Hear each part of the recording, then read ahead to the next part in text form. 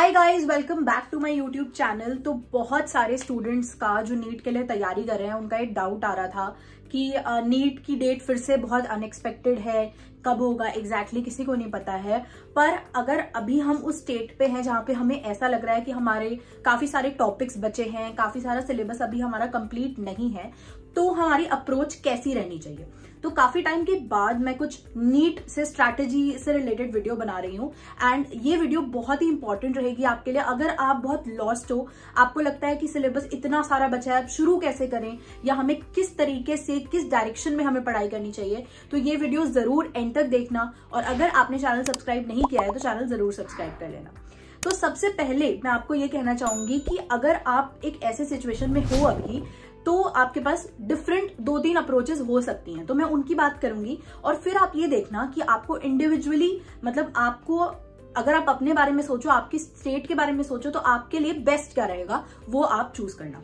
तो एक तरीका ये हो सकता है कि अगर आप एक ऐसे स्टूडेंट हो जिसने ड्रॉप लिया है, पहले मैं ड्रॉप जिन्होंने लिया है उनके बारे में बात करूंगी। तो बहुत सारे स्टूडेंट्स जो ड्रॉप लेते हैं, उनके साथ मैंने भी ये प्रॉब्लम देखी है अपने दोस्तों के साथ। क्या होता था कि उन्हें लगता था कि उन्हें ये टॉपिक आता है, उन्हें ये चैप्टर पढ़ा हुआ है, बट जब वो कोई भी एग्जाम देते हैं या मॉक टेस्ट देते हैं तो उनके मार्क्स उतने ज्यादा नहीं बढ़ पाते थे। तो आपको क्या ध्यान रखना है कि आपको सबसे पहले एक पेपर लो और उसके ऊपर जितने टॉपिक्स आपको लगता है आपके वीक हैं, आपको समझ में नहीं आते या आपकी कमांड नहीं है, उनको लिख लो। और अगर आप ये नहीं कर सकते तो एक मॉक टेस्ट दो बैठ के, और उस मॉक टेस्ट में जहां जहां पे आपकी जिस जिस चैप्टर में कमी लग रही है या आपको लग रहा है इसका तो क्वेश्चन ही सॉल्व नहीं होता मुझसे, वो सारे चैप्टर्स नोट डाउन कर लो। और उसके बाद आप स्टार्ट करो उन चैप्टर्स से। आप अपना एक टाइम ड्यूरेशन लो कि मान लो आपके पास कुछ 7-8 ऐसे चैप्टर्स हैं जिसके क्वेश्चन आपसे कभी हो ही नहीं पाते। तो आपको क्या करना है, उन 7-8 चैप्टर्स के लिए एक टाइम पीरियड ले लो कि 10-15 दिन है और इसमें मुझे 7-8 चैप्टर्स को पूरा कमांड करना है। ये करने के बाद आपको क्या करना है कि ये पूरा जब आपने प्रोसेस कर लिया तो आप एक और ब्लूप्रिंट लोगे जिसमें आप ये देखोगे कि वेटेज वाइज कौन से चैप्टर्स हैं। जैसे फॉर एग्जांपल आपको लगता है कि केमिस्ट्री में ऑर्गेनिक में बहुत सारे क्वेश्चन आते हैं, काफी स्कोरिंग है, और आपको बायो में लगता है कि इकोलॉजी में क्वेश्चन आते ज्यादा हैं और इजी भी है, तो आपको ना वेटेज वाइज एक लिस्ट बनानी है तीनों सब्जेक्ट्स की, और फिर आप उस लिस्ट के अकॉर्डिंग अपनी तैयारी करते रहो। तो उससे आपको मजा भी आएगा क्योंकि आपको लगेगा कि हाई वेटेज वाले इंपॉर्टेंट टॉपिक्स आपने कर लिए हैं, कॉन्फिडेंस भी आएगा। लेकिन आपको ये 2 स्टेप्स करने हैं। सबसे पहले आपके सारे वीक चैप्टर्स करने हैं, फिर आप वेटेज वाइज तैयारी कर सकते हो। अब बात करते हैं उन स्टूडेंट्स की जो अभी 12th में हैं या फिर जिनको लग रहा है कि मेरे टॉपिक्स बहुत ज्यादा वीक हैं, मेरे बेसिक कॉन्सेप्ट्स ही मुझे समझ नहीं आते। जैसे मुझे काइनेमैटिक्स के बेसिक्स अगर नहीं समझ आए तो मैं आगे करना मेरे लिए मुश्किल हो जाएगा फिजिक्स। तो ऐसे बेसिक कॉन्सेप्ट्स अगर आपके वीक हैं या आपको बहुत सारे चैप्टर्स आपके बचे हुए हैं, तो आप क्या करो, आप या तो स्टार्टिंग से शुरू करो क्योंकि शुरू के जो चैप्टर्स हैं वो बेस बनाते हैं। और नहीं तो आपको लगता है कि कुछ कॉन्सेप्चुअल चैप्टर्स या मोल कॉन्सेप्ट आपको समझ में नहीं आया हुआ है, उन चैप्टर्स से आप शुरुआत करो। और आप स्टार्टिंग से भी शुरुआत कर सकते हो या फिर आप वो वाले चैप्टर्स, कॉन्सेप्चुअल वाले चैप्टर्स खत्म करने के बाद आप भी वेटेज वाइज एक लिस्ट बना लो और उसके अकॉर्डिंग अपने चैप्टर्स कंप्लीट करते हुए चलो। तो ये अप्रोच आपकी रह सकती है। इसके अलावा एक बहुत इंपॉर्टेंट गोल्डन टिप जिसे मैं कहूंगी, जो मैं आपको आज देना चाहती हूँ, बहुत सारे स्टूडेंट्स आई एम श्योर ऐसे होंगे जिनको लगता होगा मेरी फिजिक्स बहुत वीक है, मेरी फिजिक्स बहुत वीक है, मुझसे नहीं होते क्वेश्चन, मैं सॉल्व नहीं कर पाता हूँ क्वेश्चन। उन लोगों के लिए उनको क्या करना चाहिए, देखो एक बात आपको समझनी है कि half of the paper is biology. ठीक है, आप फिजिक्स का एक क्वेश्चन सॉल्व करो पूरा कैलकुलेट करके, उसके अंदर फॉर्मूला लगा के, डेरिवेशन करके, और या फिर आप एक बायो का 1 वर्ड सॉल्व करो, नंबर आपको 4 ही मिलने हैं। ठीक है, तो ऐसा नहीं होना चाहिए। मैं ये नहीं कहूंगी कि फिजिक्स पढ़ना छोड़ दो, पर मैं ये कहूंगी कि सिर्फ फिजिक्स मत पढ़ो। अगर फिजिक्स वीक है तो बहुत बच्चे क्या करते हैं, वो वीक के चक्कर में ना बस फिजिक्स ही पढ़ते रहते हैं और बायो ही छोड़ देते हैं। तो अगर आप देखोगे कि अगर आप बायो में 360 में से 340 स्कोर कर लेते हो ना, तो आप बहुत ज्यादा एक बहुत अच्छे मार्जिन से आप ऊपर हो। अगर आपके फिजिक्स के 2-3 चैप्टर रह भी गए, मुश्किल भी लग रहे हैं, नहीं होते क्वेश्चन, तो भी आप कवर कर लोगे। पर अगर आपने फिजिक्स के सारे चैप्टर कर लिए और बायो के छोड़ दिए तो आप बहुत ज्यादा नुकसान में रहोगे, क्योंकि बायो के वो चैप्टर जो आपने छोड़े होंगे वो एक एवरेज बच्चा जिसने कुछ और नहीं पढ़ा है वो भी कर लेगा और वो आपसे आगे निकल सकता है। तो आपको थोड़ा स्मार्टली काम करना है, अभी टाइम है। मैं ये नहीं बोलूंगी कोई चैप्टर छोड़ो, अभी कोशिश करनी है कि हम मैक्सिमम चीजें कवर करें। ठीक है, लेकिन ऐसा नहीं होना चाहिए कि सिर्फ फिजिक्स करते जा रहे हैं, बायो और केमिस्ट्री को छोड़ दिया है। बायो इतनी टिप्स पे कर लो, इतनी के 360 में से 340 तो हमारे पक्के हो कि 340 मेरे आएंगे ही आएंगे। केमिस्ट्री इतनी स्ट्रॉन्ग कर लो कि 160 हमारे आएंगे ही आएंगे। उसके बाद फिजिक्स में अगर 10-20 नंबर ऊपर नीचे हो भी जाते हैं तो इतना फर्क नहीं पड़ेगा, लेकिन सिर्फ फिजिक्स को अपना टाइम नहीं देना है। बायो और केमिस्ट्री को बिल्कुल ग्रिप अपनी बना के रखनी है और उन दोनों को कमांड करके चलना है। फिजिक्स कमांड हो तो बहुत बढ़िया है, और नहीं हो, आपकी अच्छी हो, बहुत अच्छी ना हो तो भी आपका काम चल जाएगा, लेकिन बायो को बिल्कुल आपको अपनी स्ट्रॉन्ग करके चलना है। और इसके अलावा एक चीज जो आपको समझ में आनी चाहिए कि हमें अल्टीमेटली 3 घंटे बैठ के एमसीक्यू सॉल्व करना है, तो हमें 3 घंटे बैठ के एमसीक्यू सॉल्व करने की प्रैक्टिस भी होनी चाहिए।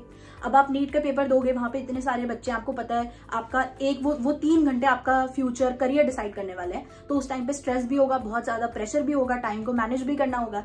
लेकिन हम उसके लिए क्या कर सकते हैं, हम उसकी भी प्रैक्टिस कर सकते हैं कि जब हम 3 घंटे बैठ के एमसीक्यू सॉल्व करें तो हम एक प्रॉपर टाइम मैनेज करते हुए, प्रॉपर जैसे एग्जाम देना है वैसे हम सॉल्व करें, ताकि हमारी इस चीज की भी प्रैक्टिस हो कि हम वहां पेपर वाले दिन क्या कैसे चीजों को हैंडल करने वाले हैं।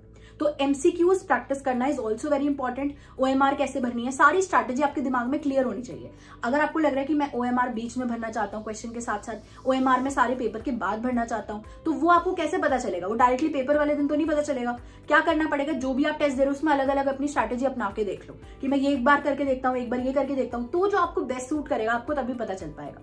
तो ये भी चीज बहुत इंपॉर्टेंट है। साथ में मैं आपको एमसीक्यूज के लिए बायो की एक बहुत अच्छी बुक बताने वाली हूँ, तो ये है ऑब्जेक्टिव एनसीईआरटी एक्सट्रैक्ट बाय दिशा पब्लिकेशंस। अगर आपको लग रहा है कि हम कौन सी बुक परचेज करें, हम कहां से एमसीक्यू सॉल्व करें, तो एक बात आपको समझ में आनी चाहिए कि हम ऐसा नहीं कर सकते कि हम हजार क्वेश्चन एक चैप्टर के सॉल्व करें, क्योंकि हमारे पास इतना टाइम नहीं हो, चैप्टर्स बहुत सारे कवर करने वाले हैं। तो हमें क्या चाहिए कि हमें सिलेक्टेड क्वेश्चंस चाहिए, अच्छे क्वेश्चंस चाहिए, जो कि एक लिमिटेड सेट ऑफ क्वेश्चन हो जिससे हम सॉल्व भी कर पाए।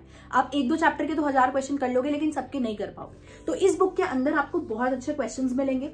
आपको 1 लाइन, एनसीईआरटी को 1 लाइन्स में कन्वर्ट किया हुआ है, पास्ट ईयर जो एमसीक्यूज हैं उनको 1 लाइन्स में कन्वर्ट किया हुआ है। साथ में इसके अंदर टिप्स हैं, ट्रिक्स हैं, एग्जाम्पलर के सारे क्वेश्चंस हैं, पास्ट ईयर सारे क्वेश्चंस हैं, जो हाई लेवल हॉट क्वेश्चन होते हैं वो सारे क्वेश्चंस हैं। तो ये सारे आपको इसके अंदर क्वेश्चंस मिल जाएंगे। ये बुक आप पूरी सॉल्व कर सकते हो बायो के लिए। ऐसी ही बुक फिजिक्स और केमिस्ट्री के लिए भी अवेलेबल है, तो ये बुक आप खरीद सकते हैं, परचेज कर सकते हैं, लिंक आपको डिस्क्रिप्शन में मिल जाए। एक और चीज जो बहुत इंपॉर्टेंट है आपके लिए कि अभी देखो, ऐसा भी नहीं हुआ है कि आपके पास सिर्फ 1 दिन या 2 दिन या 1 महीना बचा है। आपके पास इनफ टाइम है कि आप अगर इसको स्मार्टली यूटिलाइज करो, अगर आपने नहीं भी पढ़ा है अभी भी पढ़ना शुरू करो, तो भी आप अच्छा स्कोर कर सकते हो। आपके ऊपर डिपेंड करेगा। मैं ये नहीं बोलूंगी कि आप उस बच्चे से कंपेयर करो अपने आप को जो 2 साल से पढ़ रहा है और आप आज से पढ़ना शुरू करो, आप उसके जैसे हो जाओ। अगर आपको उसके जैसा बनना है, अगर आपको उस बच्चे को भी टक्कर देनी है जो 1 साल से पढ़ रहा है, 2 साल से पढ़ रहा है, तो आपको आज उसके लिए उतनी मेहनत करनी पड़ेगी कि आप वहां स्टैंड कर पाओ, और वो आप पर डिपेंड करेगा। तो ऐसे मत सोचना कि अभी से हार मान गए कि हमारा तो हो ही नहीं सकता, अब तो हमें ड्रॉप ही लेना पड़ेगा।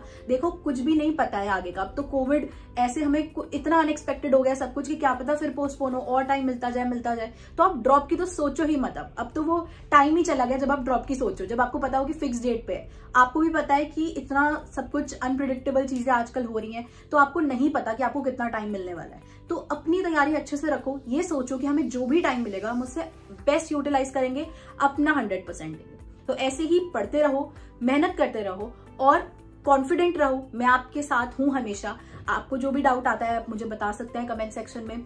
मैं बहुत ज्यादा नीट रिलेटेड वीडियोस अब नहीं डालती हूँ इस चैनल पे, बट मैंने बहुत सारा अच्छा कंटेंट नीट से रिलेटेड, इनफैक्ट मैंने बहुत सारे चैप्टर्स पढ़ाए भी हुए हैं, तो वो सब कुछ मेरे चैनल पे आप एक्सप्लोर करो। मेरे चैनल को आपको सारी चीजें मिल जाएंगी, सारे आपके डाउट्स क्लियर हो जाएंगे। मुझे ऐसा लगता है कि बार बार मैं एक चीज रिपीट करूं, उससे अच्छा है कि मेरे चैनल पे सब कुछ बहुत ही प्लेलिस्ट की फॉर्म में मैंने बनाया हुआ है। आप जरूर जाके चेकआउट कीजिए, उसको देखिए, और आई होप उससे आपको मैक्सिमम बेनिफिट हो।